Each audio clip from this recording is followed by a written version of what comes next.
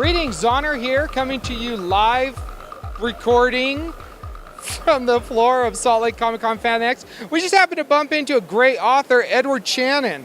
Edward, thank you for joining us. Yeah, you're welcome. Good to talk to you. Now, tell us a little bit about this book that you've got. There Will Be Blood, is that right? Oh, excuse me, Flesh of the Blood. Flesh of the Blood.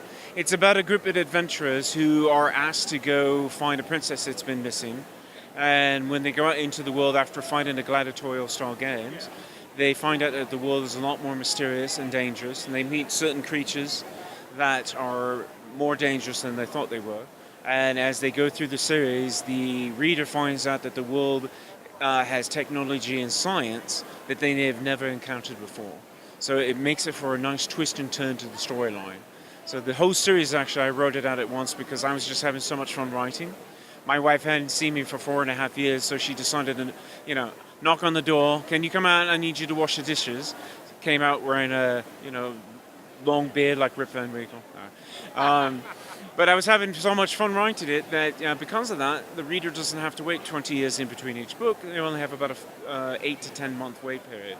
So the adventure actually continues for literally 8 years of reading. So they're entertained in this story. Wow, that is awesome. So how many books are in this series then?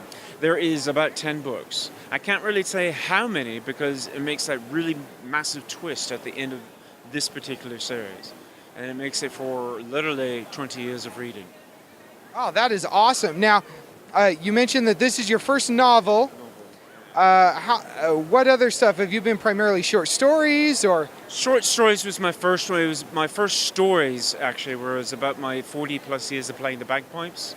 Because I used to be in the Black Watch and the Scottish, or the British Army, actually, but the Scottish regiments. And I played the bagpipes, so it's about my short stories of me wearing the kilt, play the bagpipes around the world, and how much trouble you can get into in certain parts of the world. Playing the bagpipes, wearing a kilt. You can have a lot of fun and sometimes get in trouble. I can imagine. So what made you decide, okay, it's time to break out the novels now? And how was that compared to the short stories? Well, compared to the short stories, the first book was basically comical. So going from that to a serious fantasy story was a lot of fun, but I'm a comedian inside my head. So when I was writing like the battle scenes, I kept picturing elves running across the field, la la la la la la, and it was really hard. So the first book was just massive corrections left and right, but I had a lot of fun. But actually, the whole writing process came about because I have post-traumatic stress from my time in the military.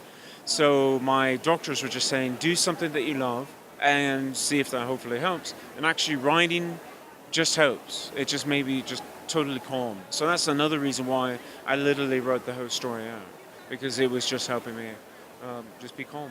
Oh, wow, that's really cool. Now, are you self-publishing or do you have a publishing deal? Or I am self-published. My wife actually is my agent manager. She controls my world, as all wives should, don't you think? Yeah. It's kind of how it seems to go, isn't it? Yeah, exactly. Now,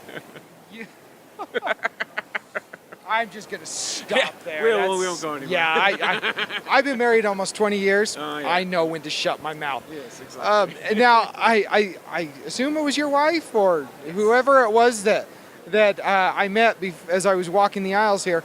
I heard her telling somebody that this is a combination of Lord of the Rings and something else, but I didn't hear the something else part. Frankenstein. Lord of the Rings and Frankenstein. So if you think of a world of like Lord of the Rings, you got elves, dwarves, humans fighting good versus evil against goblins, orcs, and all other sorts of creatures. It is that sort of fantasy that you would think of in Lord of the Rings. And then as you read through the series, you start to find that there's technology and science from Frankenstein that starts to move into it. And that's where you get a massive twist into the storyline. Cool. Now, if people want to pick up your books, obviously they can get them here at FanX, but FanX doesn't last forever. No. So where can they find you?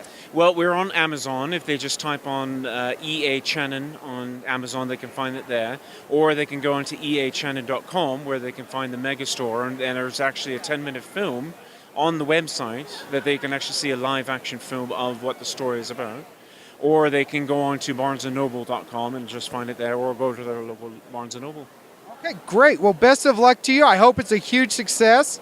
It sounds like a fascinating. I I heard Lord of the Rings and something else, and I'm like, I got to talk to this guy because It's a really fun story. My wife, who came up with the idea for the back cover, warning, you can't put this down. Once you literally start reading it, you can't put it down. And I've had someone yesterday purchase it and read it within 2 hours. wow. That was my record right there. I was like, okay, I can't write in 2 hours, but you read it in 2. That's great. That is awesome. Well, best of luck to you, sir. Thank you for sir. taking a few moments. Hey, EA Channon, Edward Channon, go check out his stuff. Sounds like a good read. I know I'm going to be checking into it.